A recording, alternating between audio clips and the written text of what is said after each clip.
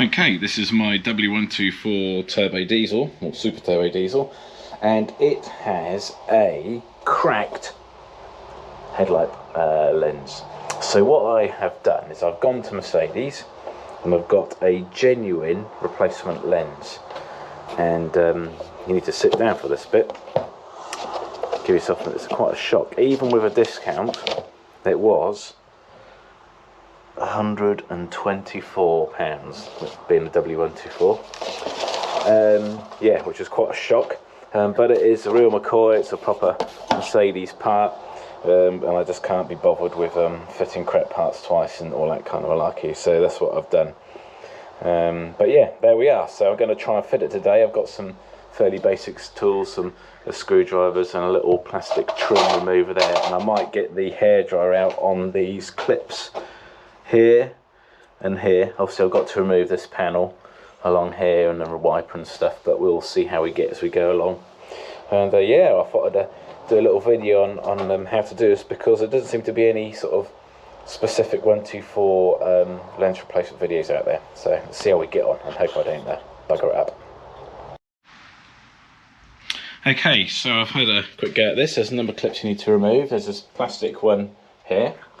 Then there's another 8mm bolt that goes in here. And we've got a couple more 8mm, one in here, and you get that by removing the indicator. You just clip that, pull that clip together like that, and that just pops straight out. Give it a clean up whilst you're in there. I think that's about it actually. Also you have to undo this bit of trim nut here, which is another 8mm one, and that holds this bit of trim on here. Some of them are blank, some of them aren't, depends if you've got wiper motors or not. And yeah, and then actually ready to come out. I've also undone, obviously there's two cables at the back to undo, one for the lights, and on this one I've got a cable for the wiper mechanism. And that's about it. Then you're ready to pull the headlight out. Okay, so the headlight is out, and we can see we've got two clips on the top here, and then there are two clips underneath this rubber trim here. So all we've got to do is very carefully prise those off. Now if it's a cold day, or you live in a cold country like we do in the UK, it's just raining outside as usual, then you want to just warm these up and gently remove them, and try and use something like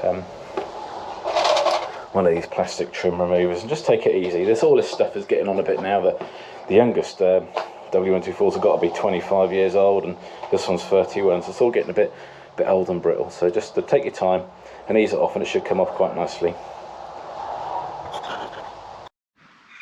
Well, there she is, it's off. That was actually fairly easy. And then here we've got the headlight unit without the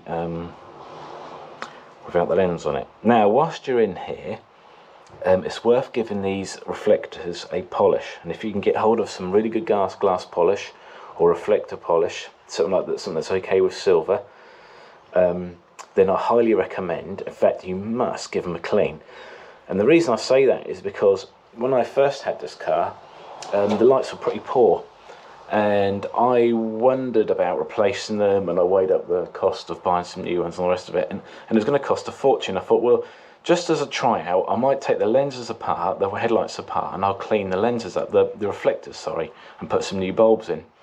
Well, I mean, excuse a pun, but the difference literally was night and day. It is really well worth doing. The lights were so much stronger, and even now they're up there with modern car standards with regards to lighting up the roads. So highly recommend it. It's literally a job of just giving it a good polish, and you won't believe the difference. Anyway, I'm going to give these a bit of a clean out, and we'll have a look at what the new lens looks like.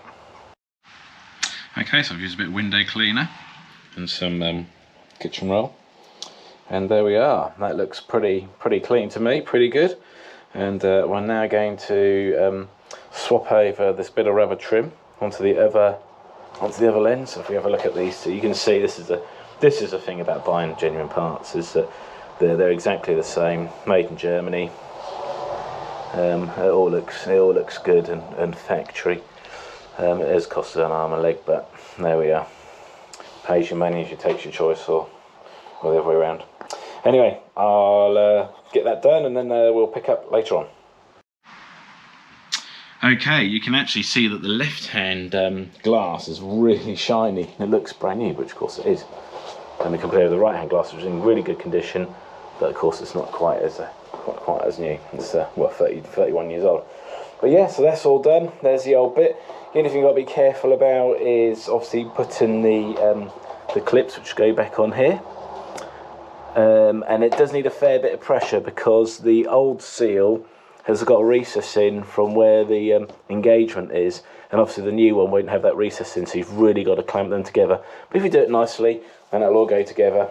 I've put it back together now, use my trim fitment tool to try and get this panel gap as good as I can. I'll eat these leaves all day.